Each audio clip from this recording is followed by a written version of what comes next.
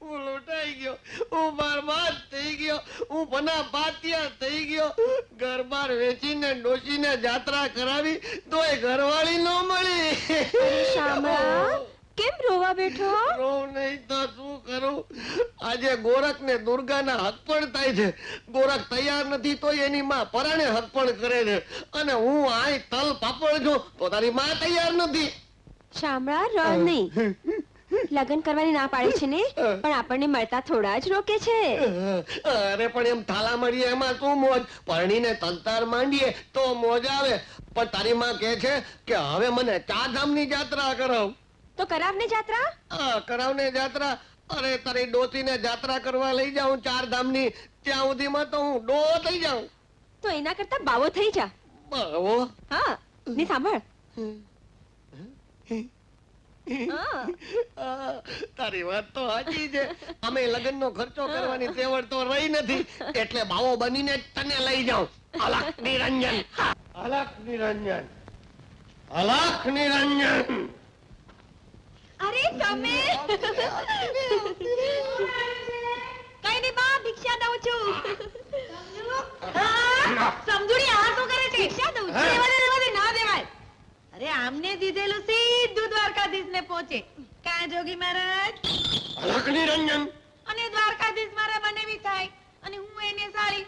મારા ઘરનું એને ના ખપે. અરે मैं थोड़ा चपटी लोट लेने को आया हूँ, मैं तो तेरी लड़की को ले जाने को आया છું.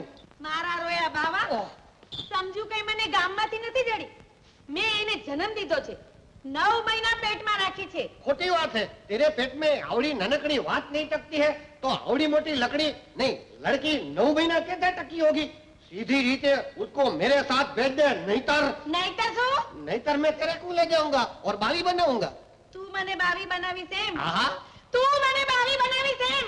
हाँ તો હાલ, हाँ.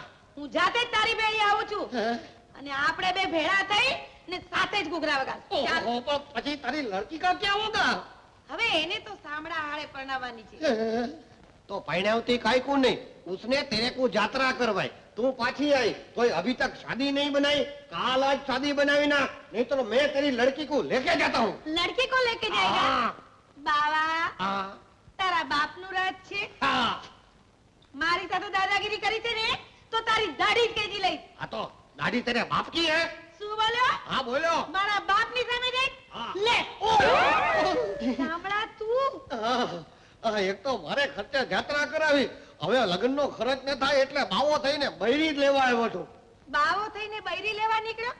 અરે એકવાર બૈરી ભેળો થા, આફુડો બાવો થઈ જઈશ. હા તો એ વાત મને મંજૂર છે, પણ તમે તો ખાટલો છોડતાય નથી ને મરતાય નથી. મારા રોયા, શું બોલે તું? અરે ભાઈ, લગ્ન નથી કરી દેતા એટલે બોલાઈ જવાય છે. કરાવીશ, કરાવીશ. હે, આ તો તું મારા વર જેવો તકલાદી નીકળે ને અધવતથી મરી જાય તો મારી સમજુ બિચારી વિધવા થાય ને, એટલે રાહ જોઉં છું. આ તો 25-50 વર્ષ સુધી તું મરી નહીં જાય, ટકી રહીશ, તો પછી તારા ને સમજુના લગ્ન કરાવીશ. ઓહો ઓહો, 25-50 વર્ષ પછી તો સમજો. આ તો તારે ને મારે ભોની વાટ જોવી પડશે, પણ કાંઈ વાંધો નહીં. હું ને મારી સમજુ ભો સુધી એકબીજાની વાટ જોશું. લાવ સમજુ, તારી ભિક્ષાની ભસ્મ મારા કપાળે ચોપડી દઉં. જાય સમજુ અને એની માં. ગોરખનાથ, ગોરખનાથ, ઉભા રહ્યો. આગળ ગયો. મારે પણ તમારી સાથે આવવું છે. મને તમારી ભેગો લઈ જાઓ. મારે તમારા જેવા જ ભગવા પહેરવા છે. મારે માવા થઈ જવું છે. ભલે ભાઈ, પ્રભુનો પંથ તો સૌને માટે ખુલ્લો છે. અલખ નિરંજન, આદેશ, અલખ નિરંજન. આદેશ. ઉભા રહ્યો. ગોરખનાથ, એમને ન લઈ જતા. શામળા, તું જઈશ તો હું કૂવો ગોજારો કરીશ, અને તું મને રોકીશ તો હું દરિયો ગુજારો કરીશ, તો હું છાપેથી કૂદકો મારીશ, તો હું પહાડની ટોચ ઉપરથી હેઠો પડીશ.